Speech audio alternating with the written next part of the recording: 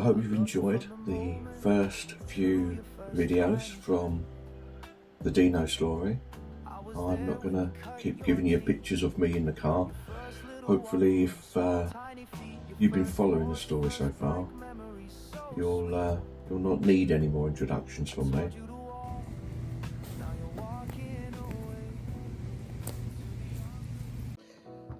So let me tell you how sick my son's mother's solicitors are. So, the second arrest. So on the 15th of the 4th, 2022, I was arrested because of the fake allegation proved in criminal court that was fake, and that fake allegation has enabled the mother to steal my son. But let's remember the police bail. When I was arrested by her fake allegation that had nothing to do with my son, remember? Nothing to do with me as a daddy. Nothing at all. It was simply a tool to be able to move to Worcester 3 hours away. Rather than just simply talk to me, she had me arrested. But let's look at the evilness. The bail conditions from the police were for me to not contact the mother, which is standard bail. Whoever makes an allegation about you, you won't be able to contact them. That's called standard bail. But for normal contact with my son to continue. And what that means is I should be speaking to him every day, as I've done for 10 years. I should be watching him play football, rugby, and all this stuff. But more importantly, from the day he took him, I should just be ringing my son. Whatever she's up to, that should not affect my relationship with my son. Unless it was a tool to remove my son, to steal my son. But this is a scary thing. Despite that bail condition, any third party that rung her to get my son to call me, she ignored. So I rang the police and I said, listen, I can't ring the mother. For 10 years, I ring the mother. Now, everyone says, why not get him a phone? Why didn't she get him a phone? Why don't you get him a phone? We've done all that. The police pleaded with her to get my son a phone. She has refused, and as I told you in one of the chapters, the police's answer to that is, we cannot force her to do anything.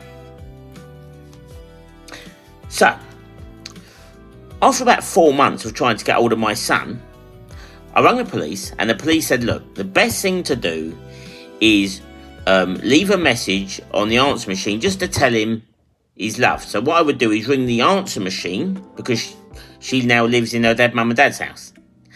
And I would leave a message every day just to tell my son I loved him. She tried to report that to the police as harassment. They advised her that they had told me to do that because she's not getting my son to call me. So they didn't act on that allegation of harassment. I mean, it's ridiculous. A daddy being told by the police to leave a message on an answer machine, which is not good, but listen, it's a way of telling your son you love him. After about 2 weeks doing that, the answer machine would not accept messages. So she's obviously cut that off. So now I'm completely stuck. So I went back to the police and I said, right, what is a daddy meant to do?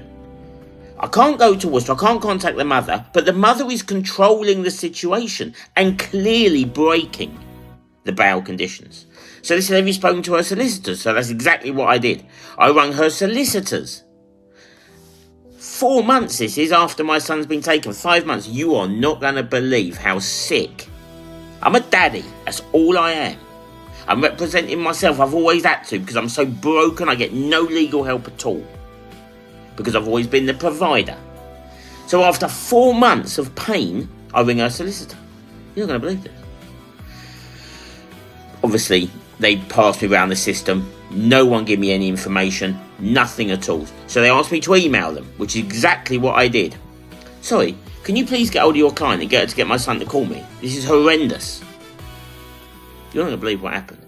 The police called me in my area and they said, hi there, can you come in just for a voluntary interview? We just got to sign off from when I was there on bail. From when I was arrested, so they let you go and then you got to go back and sign a bit of paper. You won't believe what happened. The police rung me for that. Now, I've always been very wary of being asked to go to a police station because, you know, after what's happened, it makes you automatically suspicious. But anyway, I thought, listen, let's just go to the police station and let's do what they want me to do, and that's exactly what I did. I turned up, you don't believe this, I went, "Hi, I'm Mr. Dean." These are the same police officers that are fully aware of the pain that I've been in, the same police officers that have told me to do what I've done. They are fully aware of how broken I am. "How are you? All right, come through. So I go through a couple of doors. I went through a third door. The same officer turned around and he said, "Now, we're going to have to arrest you again because we've had an allegation from her solicitors of harassment."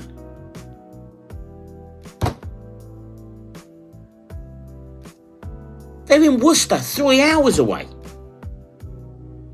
All I've done is ring them as advised by the police. I haven't harassed anybody in any way. Yet I'm stuck in a cell for 8 hours. A solicitor, I refused to say anything till the solicitor arrived. I was so disgusted. A solicitor turned up. Believe this. We went into the police interview room, and this was the solicitor's words. "Hi there, why has Mr. Dean been arrested today?" Because we've had an allegation from her solicitor of harassment. "And how is he harassed them?"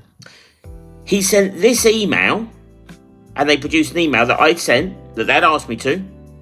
He didn't sign it. Right? And